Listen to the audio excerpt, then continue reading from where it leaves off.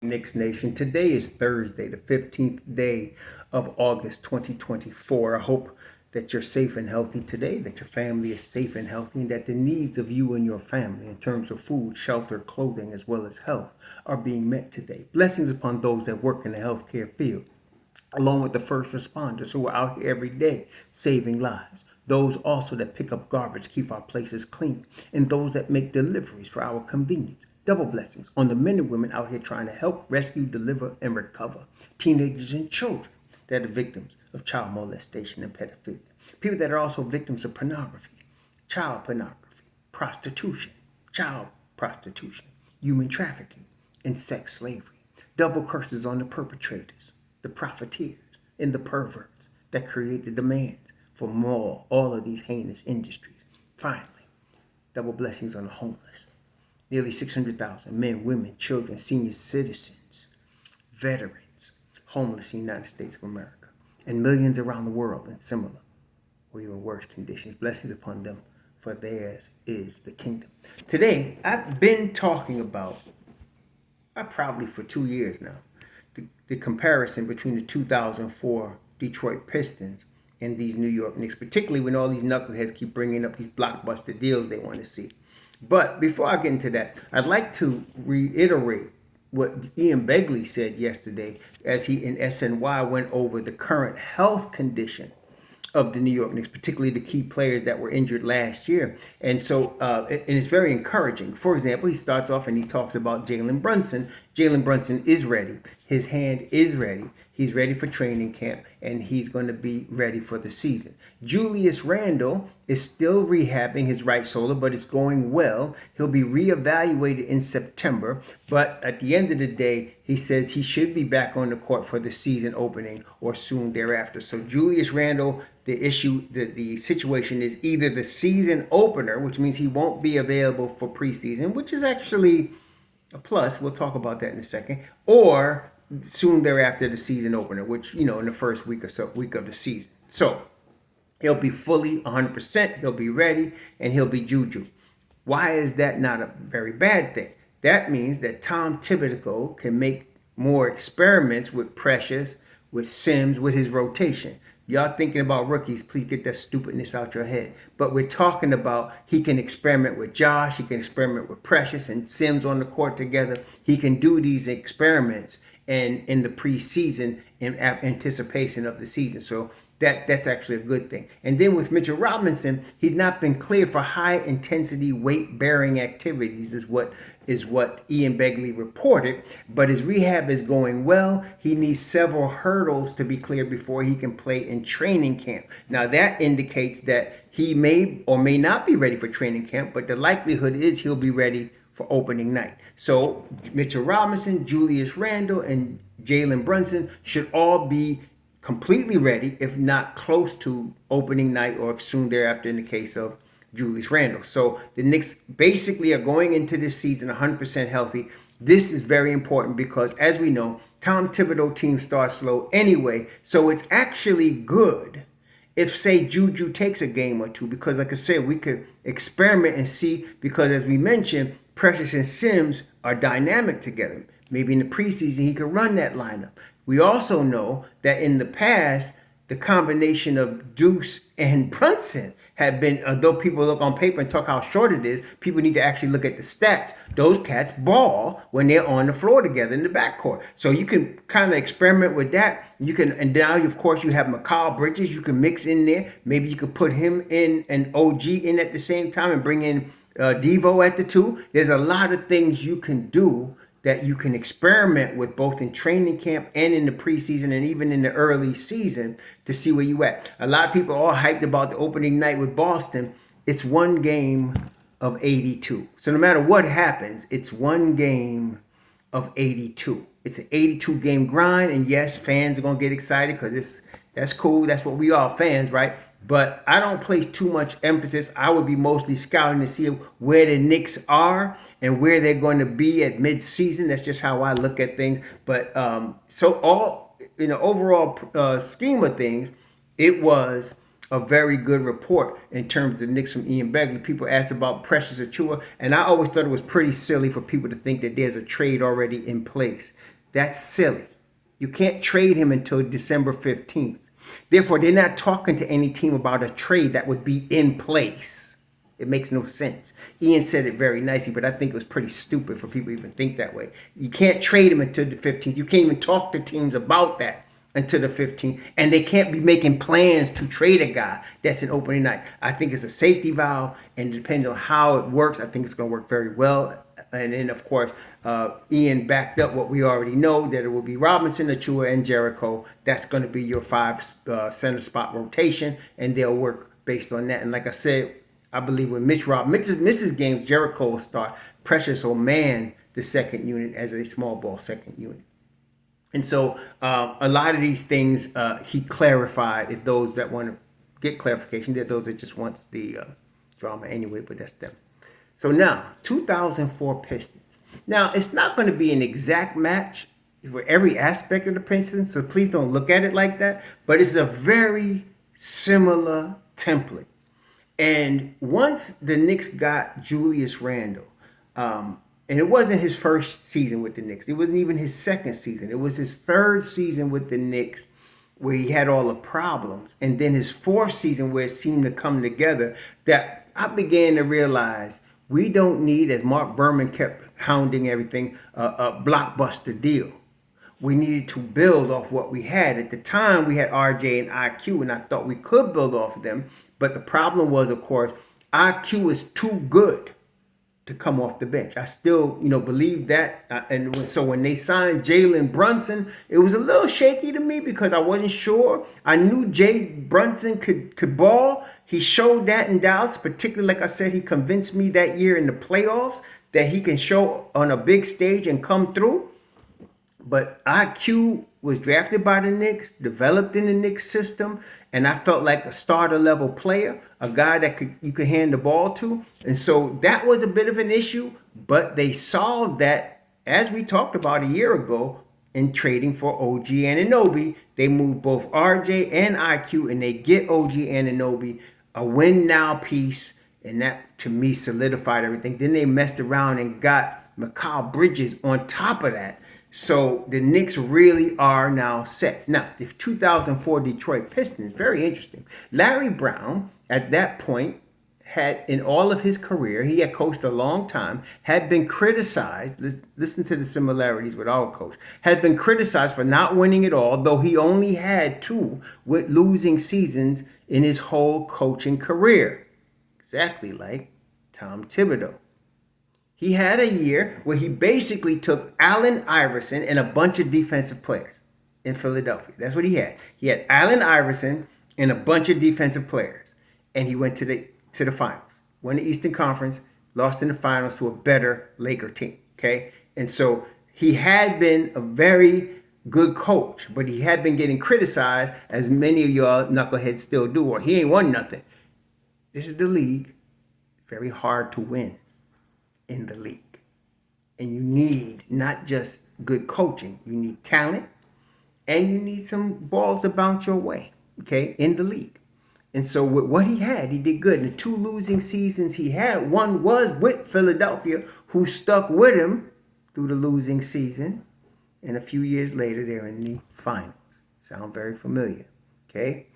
But really that year that they went to the finals, that year, they had basically a rotation, and let me go to their rotation. They had an interesting rotation that year. Their rotation, they had basically 6-7 guys that played 60 or more games. Eldon Campbell, Mehmet Okur, Chauncey Billups, Richard Hamilton, Corliss Williamson, Ben Wallace, Tayshaun Prince. That was their rotation. That was their core rotation.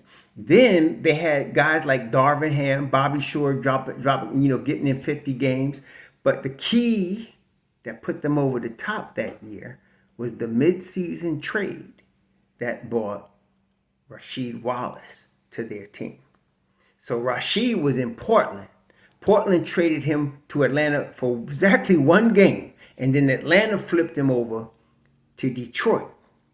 So he's in Detroit, and he played that year 22 games he played, started 21 for Detroit. And he was the key. He was the final piece, because in the finals against the Lakers that year, there was a couple of games where Rashid was Rashid. and he took a couple of them games just by him being himself in the Detroit lineup. He was 29 years old, still in his prime. And that was perfect. Now, the Knicks are a little different in that they made, every year since Tibbs has been here, they have made mid-season trades. Most of them have been very successful, and that's where we're at right now. I don't expect a mid-season trade this year unless the Precious experiment falls on his face. That's different, but we'll see. But for previous, we had Derrick Rose come in that first season and basically take the Knicks to a new level and winning 41 games. The second season, they get my man there from Duke. Oh, God. I call him Butter. But they get Cam Reddish, my man from Duke. That wasn't so successful. And, in fact, Tom Thibodeau wasn't really with that. He really wasn't. But the Don was. And they brought him in. And I understand it because, as I said, I always thought Cam Reddish was the most talented NBA-level player of the three triplets coming out of Duke. But I didn't know, which we all found out, that he was also part of the Anthony Ambuland school. And when you're trying to win minutes and you're trying to win the trust of one coach Thibodeau, one thing you absolutely have to be is available. And he wasn't. He kept getting hurt, kept getting strained when he would show flashes of what I thought he had as an NBA player. And so he didn't stick around. That wasn't Tom's pick. That second year under Thibodeau, the Don made some mistakes. He brought in Cam, and then he also brought in Fournier and, of course, Kemba Walker, and that was a total disaster. And even with that disaster, the Knicks ended up winning 37 games, having Alec Burke play point guard out of position for most of that season. So then the third season comes around, and you get Josh Hart at the trade deadline. Then the fourth season comes around, and you get OG and Precious. Now you got your team. Okay, that's why I'm saying I'm not looking for a move this year. And many of y'all that just love to make transactions would, but that's your business. I want to win a championship, and I think we got the team to do it. So Precious is the key here in this conversation, because Precious is the one that would be getting traded because they'd be looking for some sort of five, right? We stacked at the wing. We stacked.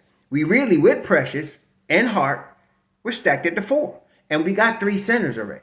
But if you don't want Precious to be that second dude, you might see what's out there at the trade deadline. Precious is going to be doing his best to ball. We don't want him to get hurt.